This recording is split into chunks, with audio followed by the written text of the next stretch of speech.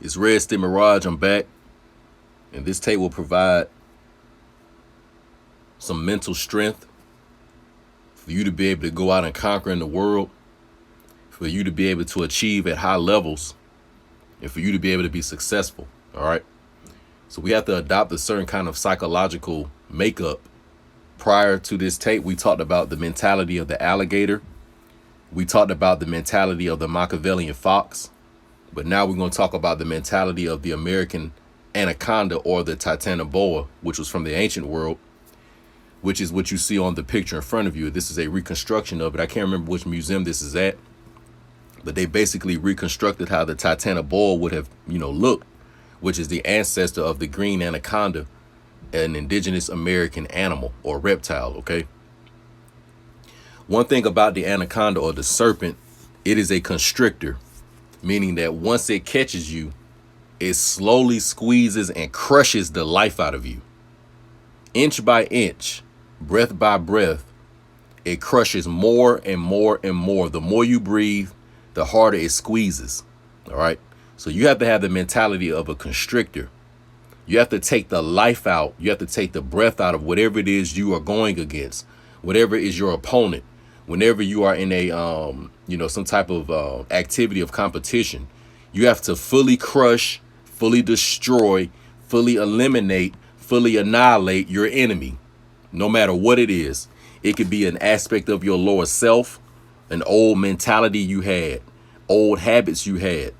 They must be crushed and they must be destroyed. Or it may be another person, another human being that you are going against out here that is an adversary in one way or another. They must be crushed fully. They must be destroyed. Like on Mortal Kombat, when my boy Shao Kahn, when he says finish him, fatality, brutality, get him out of here. All right. So that is the type of mentality that we want to have out here when we, in the business world as an entrepreneur, whatever it is you out here doing as a man, when you're trying to obtain resources for yourself and your family, you better have that mentality of the anaconda or the constrictor to fully crush your enemy. Now, what I want to do is read a little bit in 48 Laws of Power, page 107. We're going to read Law 15, which is actually titled Crush Your Enemy Totally. Let's see what it says. All great leaders since Moses have known that a feared enemy must be crushed completely. Sometimes they have learned this the hard way. If one ember is left alight, no matter how dimly it smolders, a fire will eventually break out. More is lost through stopping halfway than through total annihilation. The enemy will recover and will seek revenge. Crush him, not only in body, but in spirit. This is also something that you brothers need to be thinking about when, especially you all that have sons, or one day do you want to have your own son. And these young men are going to grow up in a world where we will be old men, and a lot of us will spiritually have moved on. But when our sons and our grandsons and our great-grandsons get an opportunity here in this American continent to recreate some type of a civilization and establish something for Aboriginal American people, whatever enemies we had that led up until that point, when it comes to that great transition, you must teach them how to fully annihilate and fully destroy their enemy, to crush the windpipe of their enemy. All right.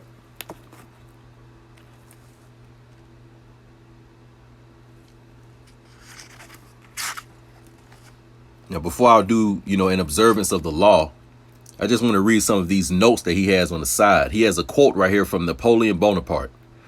To have ultimate victory, you must be ruthless. To have ultimate victory, you must be ruthless. So-called Black American men, we're going to have to learn how to redirect a lot of our dark energy, a lot of our anger and aggression. We're going to have to learn how to turn this towards the right opponent. A lot of us are beefing with each other. We're beefing with ourselves, and we're doing it because it is much easier. It's much easier for the so-called black man to go and get mad at another so-called black man when he's really frustrated about a much greater, bigger problem.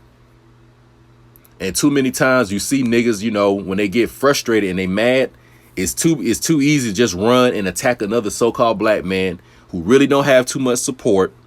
Law enforcement isn't on his side. the military isn't on his side. And if he's not deeply involved in some street shit, he got gang ties and mob ties, mafia ties, then he really gonna be on his own out here battling, going against stuff. So it's too easy to do that. All right. And we need to start really realizing, what is the true enemy? Because the true enemy actually is going to be our lower self. It is our own lower ego. You got certain people within the so-called black community that are enemies. And then, of course, you have people that are outside of the community. But a man of knowledge and wisdom is able to pinpoint where his enemy is. But I'm going to tell you right now, your top number one enemy is always going to be your own lower ego. OK, it's going to be your own lower desires, your own carnal self. That part of you that has been traumatized and hurt before. That part of you that is fearful. That is going to be your number one enemy, and it must be crushed. Keys to power. It is no accident that the two stories illustrating this law come from China. Chinese history abounds with examples of enemies who were left alive and returned to haunt the lineage. Quote, crush the enemy is a key strategy tenet of Sun Tzu, the 4th century BC author of The Art of War. The idea is simple. Your enemies wish you ill. There is nothing they want more than to eliminate you. If, in your struggles with them, you stop halfway or even 3/4 of the way, out of mercy or hope of reconciliation, you only make them more determined, more embittered, and they will someday take revenge. They may act friendly for the time being, but this is only because you have defeated them. They have no choice but to bide their time. The solution: have no mercy. Crush your enemies as totally as they will crush you. Ultimately, the only peace and security you can hope for from your enemies is their disappearance. The wisdom behind, quote, crushing the enemy is as ancient as the Bible. Its first practitioner may have been Moses, who learned it from God himself when he parted the Red Sea for the Jews, then let the water flow back over the pursuing Egyptians so that, quote, not so much as one of them remained, end quote. When Moses returned from Mount Sinai with the 10 Commandments, when Moses returned from Mount Sinai with the 10 Commandments and found his people worshiping the golden calf, he had every last offender slaughtered. Let me say that one more time. When Moses returned from Mount Sinai with the 10 Commandments and found his people worshiping the golden calf, he had every last offender slaughtered. And just before he died, he told his followers, finally about entering the promised land, that when they had defeated the tribes of Canaan, they should, quote, utterly destroy them, make no covenant with them, and show no mercy to them, end quote. The solution is simple. Allow your enemies no options. Annihilate them, and their territory is yours to carve.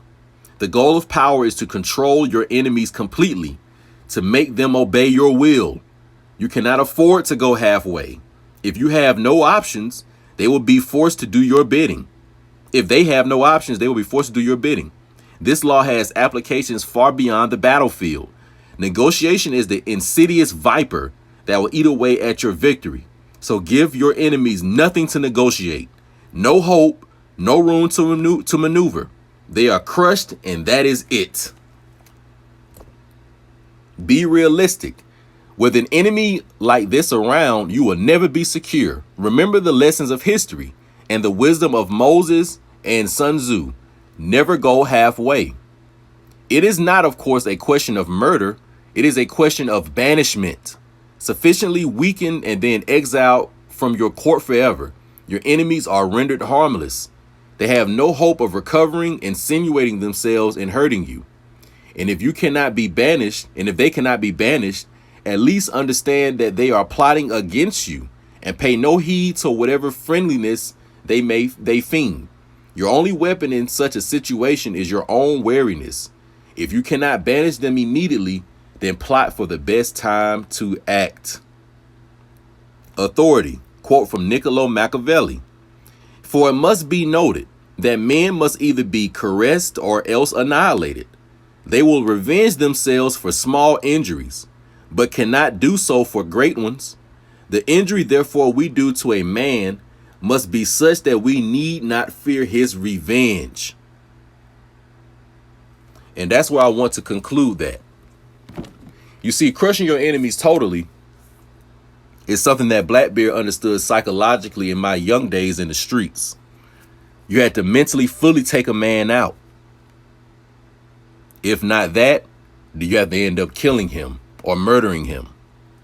So the way that I learned how to do it in the streets is you mentally and you emotionally take a man out. And you physically attack and beat him and get to a violent point. But if it comes to that and it's necessary, then you got to fully eliminate him. All right. Now, this is a harsh reality, but it's a true reality. And understand that either you're going to be the constrictor or you will be in the jaws of the constrictor. Stay tuned. I'm out.